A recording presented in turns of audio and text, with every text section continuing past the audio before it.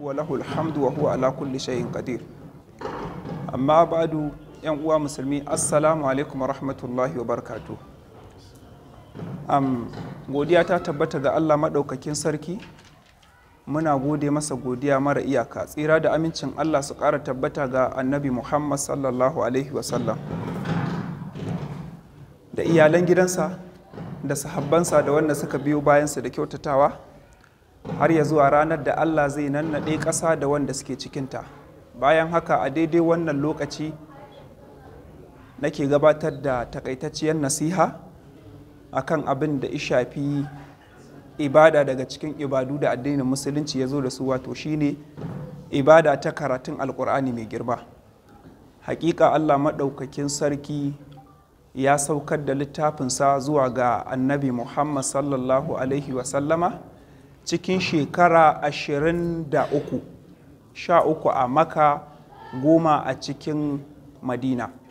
Wannan shekaru 23 da alkur'ani yayi yana sauka, ana saukar da su da kaɗan zuwa ga annabi sallallahu alaihi wasallama, ya sa alkur'ani ya cika har zuwa lokacin da annabi Muhammad sallallahu alaihi wasallama ya koma ga Allah.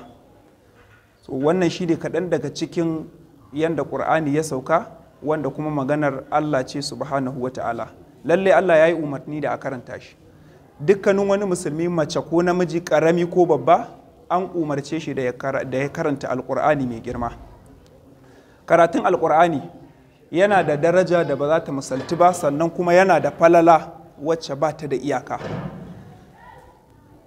Daraja ce babba musulmi, babba ko ƙarami, ya rika karatun ƙur'ani. Asara ce babba ga musulmi, komai girmansa a duk inda ya tsinci kansa ya ajiye karatun ƙur'ani. Ba zai ga daidai ba, ba zai ga nasara ba, sannan kuma ba zai ga wato ci gaba a rayuwarsa ba in dai mutum musulmi ya watsar da karatun alƙur'ani. Akwai hadisi ya tabbata, annabi sallallahu alaihi wasallama yana cewa, inna allaha yarfa'u bi hazal kitabi aqwaman wa yada'u bihi akarin, au kama qala alaihi salatu wassalam. Lalle Allah yakan ɗaukaka darajar wasu mutane saboda wannan alƙur'anin sun rike shi, yakan kuma ƙasƙantar ya tozartar da darajar wasu mutanen saboda sun riƙe sun watsar da alƙur'ani. To in dai kaga mutum ya samu daraja, to karatun ƙur'ani. Alƙur'anin nan shine Allah maɗaukakin sarki ifada wa innahu la dhikrun laka wa liqaumika. Shi alƙur'ani ɗaukaka ne kuma ɗaukakan mutanenka ne. So amma yanzu abin da yake faruwa a wannan rayuwa, duk da kasancewa alƙur'ani daga nan har zuwa wani lokaci da ba shi da iyaka, in za a yi ta magana akan alƙur'ani magana ba za ta ƙare ba. Amma zuwa yanzu an waye gari alƙur'ani din nan ba kowa bane yake iya karanta shi. Cikin abubuwan ma da suke tabbata a rayuwar da muke ciki, wani gidan ma ka ga gida ya cika har gida, dukkanin wani abu wanda na jin daɗin duniya ne akwai shi a gidan, amma babu ƙur'ani ko da izu ɗaya. Wannan ta tabbata, ba labari aka ba mu, mun magani. Domin mun taɓa zuwa gidan da aka sami yarinyar da ba ta da lafiya, mun haddace ayoyin da za a yi ruƙuya, amma da ƙarshe sai muka ce a kawo ƙur'ani. Sai mai gidan yake cewa aiko babu ƙur'ani a gidan nan. Sai aka ce masa aiko dole sai an siyo ƙur'anin nan. Sai ice to akara maka labari a ɗalibinka guda ɗaya je ya siyo. Muka ce kai da kanka, kai alhajin, kai za ka je ka siyo. Nan maza ya buga ya je kurmi, sai gashi ya zo da ƙur'anai da yawa, kowanne ɗaki na gidan sai da aka saka. Sannan ya gano darajar ƙur'ani, tun daga sannan bai sake yin wasa da ƙur'ani a rayuwarsa ba. So wani gidan ma ƙur'anin ma a ajiye ba ma a karanta babu ba.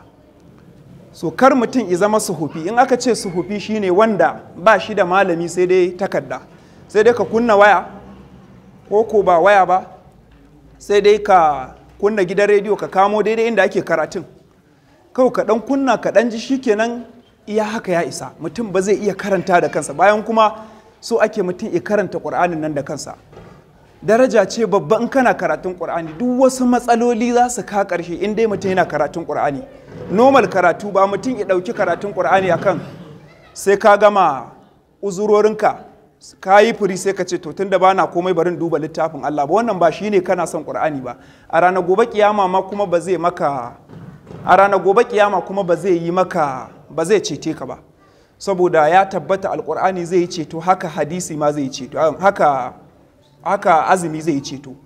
So alƙur'ani mai girma lallai in mutum yana karanta shi zai samu daraja. Dukkanin wasu matsaloli da aljanu da sihirce-sihirce da matsalar rashin lafiya, ba ma iya ta aljani ba, ta komai ma cututtuka, wallahi mutum zai samu lafiya. Za ka zamto anta salimul kalbi wa salimul jasad, jikinka lafiya lau, zuciyarka lafiya lau, in dai ka rike ƙur'ani riƙiya ta gaske, ba riƙewa da ake yin sa gaskiya irin yanzu ba. Da yawa za ka ga mutum, kuma ba sai an ce ka sauke shi ba, dan da yawa ba su sauke ƙur'ani daga farko zuwa ƙarshe ba.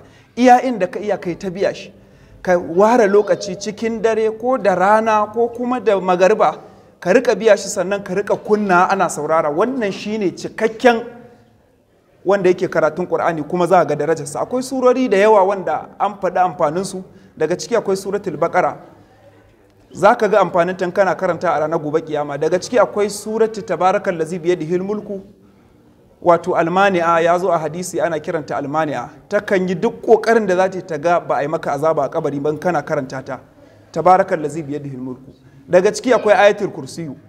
Daga ciki wannan dan bangaren ayoyi kenan, duk a cikin Qur'ani suke. Akwai amanar rasulu, akwai siga sunan da yawa, akwai qul huwallahu ahad, akwai qul ya ayyuhal kafir. Wannan dukka hadisai daidai sun zo akan darajar su da fato. Ina kuma ga ka dauki Qur'anin gaba daya wanda yake da surori 6236, wanda kuma ayoyinsa, wanda kuma surorinsa 114, mai izu 60, wanda yake da nisfi 140. Ina kuma ga a ce shi ka saka a gaba ko ka saka 'ya'yanka. Ya tabbata hadisi, kai kanka uba da ka tsaya 'ya'yanka saka karatun Qur'ani kana cikin daraja. Za a sa maka wani taj, wata hula ta daraja a ranar kiyama, kai da ka tsaya 'ya'yanka saka karatu. Ina kuma ga dan naka. So kwata-kwata cikakken daraja da alkhairi yana cikin wanda ya riko da Qur'ani, karanta shi da kuma bibiyan ma'anarsa. Akwai wani abu da yake faruwa, sai ga an zo guri ana cikin, an zo an tarawa ne yana karatu ko ya saka karatu, kawai sai a kama surutu. Sai ka ji a ce da shi, wani ka kashe karatun Qur'anin mana, ya ana surutu kana karatun Qur'ani, sai ya kashe. Duk sannan aka zo sai ga Qur'ani shine a baya, sai dai a kashe. Amma wata ran shi wannan surutun Qur'ani bai taɓa cin nasara a kansa ba. Misali a ce, to ku yi mana shiru mana karatun Qur'ani, a'a sai dai a kashe karatun. Yaushe kai wannan kokarin a duk inna musulmi kuma yake, ba ce malami ba, kana da gudunmuwar da zaka bayar a addinin musulunci, ko dai ta baki ko ta aljihu ko ta jiki, lafiya kenan, kana da gudunmuwar da zaka bayar kuma Allah ubangiji ya karba. Amma sai ka ga ba haka bane, kawai an takaita abin zuwa ga wasu kadai. Kai da an zo karatun Qur'anin nan, saboda daman shedan yana gefe, in dai kaga ana karatun Qur'ani ba ka iya saurara, kana a kashe, wallahi da matsala. Saboda Allah maɗaukakin sarki ya faɗa, ya hakaito wa annabi sallallahu alaihi wasallama, ya hakaito mana irin abin da ke faruwa dangane da kafirai. Me suke cewa, wa qalu la tasma'u li hadzal qur'ani walgaw fihi. Sai su rika ga yan uwansu kafirai, a daina saurara karatun Qur'anin nan, walgaw fihi, kowa ya rika surutu, la'allakum taglibun, za ku yi nasara, ha a daina karatun. Kai baka saurara ba, ana ta surutu, can sai ka ji an kashe. To daman kashe karatun shine abin da shedan yake so, a kashe, a daina biyawa, sai i samu nasara, sai i jefa muku kuma wani abin gabaki ɗaya na wanda ba shine ibadar Allah ba. So ya ishe ka falala faɗin annabi sallallahu alaihi wasallama da yake cewa iqra'uhu fa inna Allaha ya'jurukum ala tilawati. Ku karanta alqur'ani, Allah zai ba ku lada a cikin karatunsa. Shi kadai ne a cikin abin da ake karantawa ake samun lada, banda wani littafi can ko na boko ko na addini, har hadisi ba za ka karanta shi ka samu lada ba, sai in kayi aiki da abin da ke cikin hadisin. Amma kai tsaye alqur'ani da ka ce bismillahirrahmanirrahim, za a baka lada 190, ba lada irin wannan 1, 2, 3 ba, za a baka lada, mala'iku za su yi ta rubuta ma daraja har 190. Iya kawai bismillah, saboda kowanne lada, kowanne harafi ɗaya yana ɗauke da lada 10. So ina ga shafi ɗaya ka biya, ina ga ka maimaita shi. To lallai daraja babba shine kai riko da alƙur'ani. Sai gaba ta gaba ita ce abin da ishafi, wato shi kansa karatun ƙur'anin iya shi. Wasu kawai sai su ba za su mai da hankali su iya karatun ba, sai su yage abin zuwa ga wani ɗan takai kawai ko yaya ne na biya, ba za ka yi ƙoƙari ka iya abu mai kyau ba.